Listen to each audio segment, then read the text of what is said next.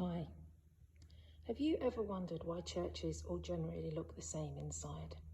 With the roof looking like an upside down boat, an aisle, and then a couple of steps up into the smaller space at the end called the sanctuary. The layout of a church is symbolic. The roof space looking like a boat, often thought to represent the boat that Noah built in faithfulness to God's calling, or Peter's fishing boat, where Jesus spent a fair amount of his time. The rest of the building represents the human journey of life from birth to death. Generally, as you come in the doors here, the front doors, you will find the font right by the main entrance.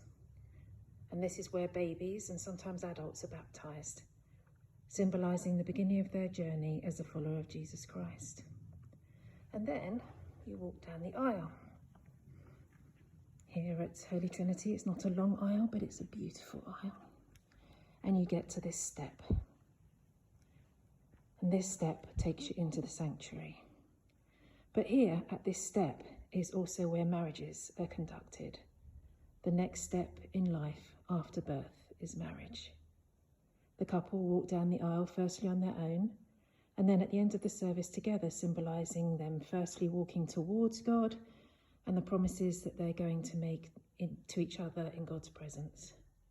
And then they walk back together, irrevocably joined in marriage by the vows and the promises that they have made to each other in the presence of God. And the priest says, "What God has joined together, let no one separate." The next stage of life is death. And if you've been to a Christian funeral in church, you will notice that the coffin is placed here, in the sanctuary, feet first. The sanctuary in the Bible is the Holy of Holies, the place where God resided and only the high priest was allowed to go in. And this space up here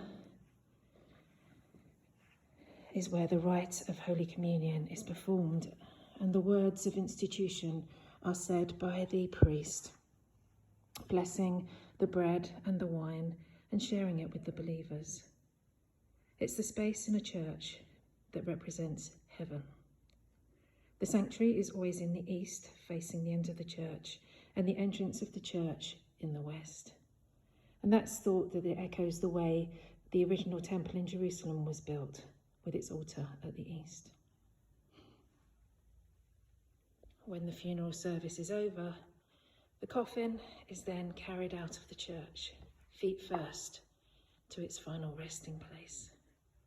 And as it goes, it passes all the symbols of the life of that person. It passes the altar where they took communion, the step where they got married, the font where they were baptised, as they pass on from this life to the next.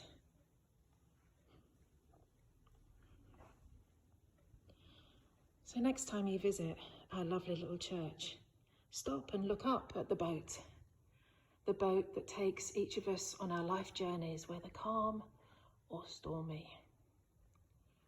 This building has seen many, many lives through from beginning to end, and will continue to do so for many years to come.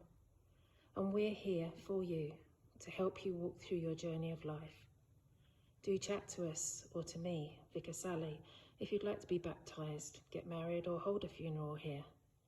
And do feel free to visit us on our Thursday or Sunday services. You are always welcome. And during the week, the church is open for you just to come and sit and be. God bless you all.